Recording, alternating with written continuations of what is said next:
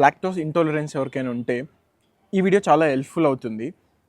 చాలామంది నేను జిమ్ చేసే వాళ్ళని చూస్తా, మాకు వే ప్రోటీన్ తీసుకోవాలని ఉంటుంది కానీ యాక్నీ వస్తుంది, సో లాక్టోస్ ఇంటాలరెన్స్ ఉంటుందని చెప్తున్నారు.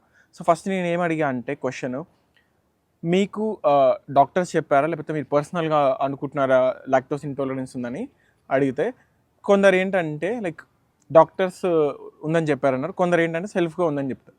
నేనేంటంటే ఒక ఎక్స్పెరిమెంట్ చేశాను అనమాట. నేను కాలేజ్ డేస్లో ఉన్నప్పుడు నాకు వచ్చేది acne, but I don't want to skip whey protein. So నేను మిల్క్ ఎక్కువ తాగను, సో మిల్క్ తాగితే నేను వితౌట్ షుగర్ తాగుతా అనమాట.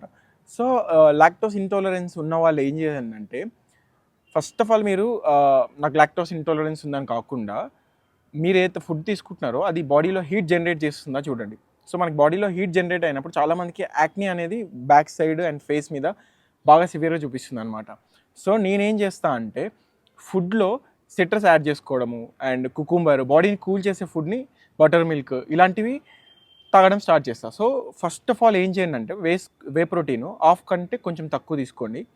స్క్రాచ్ నుంచి అలవాటు చేయడం స్టార్ట్ చేయండి, చిన్న స్కోప్ చేసి మీ బాడీని కూల్గా చేసే ఫుడ్ని ఇవ్వండి. సో హీట్ జనరేట్ చేయకుండా బాడీకి, సో మరీ ఎక్కువ కాదు, మోడరేట్ లెవెల్లో. సో ఇదొక 2 months ప్రాసెస్ అనమాట. సో ఫస్ట్ ఏం చేస్తారు, ఇట్లా హాఫ్ కంటే కొంచెం తక్కువ అంటే 2 tablespoons అనుకోండి ఫర్ ఎగ్జాంపుల్. నెక్స్ట్ వచ్చేసి హాఫ్ స్కూప్ అలవాటు చేయండి. సో ఈ టైంకి మీకు అర్థమైపోతుంది, ఓకే నాకు లాక్టోస్ ఇంటాలరెన్స్ వల్ల యాక్నీ వస్తుందా లేకపోతే బాడీ హీట్ వల్ల యాక్నీ వస్తుందా, ఎట్లా అవుతుంది అనేది ఒక చిన్న ఎక్స్పెరిమెంట్ లాగా ఉంటుంది అనమాట.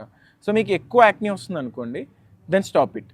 లేదు బ్రో నాకు రావట్లేదు, ఏదో వర్క్ అయ్యేటట్టుంది అనిపించింది అనుకోండి, దెన్ గో ఫర్ ఇట్. ఇది ఎక్స్పెరిమెంటల్ మాత్రమే, అది నా పర్సనల్ ఎక్స్పీరియన్స్తో నేను నా క్లయింట్కి చెప్పిన.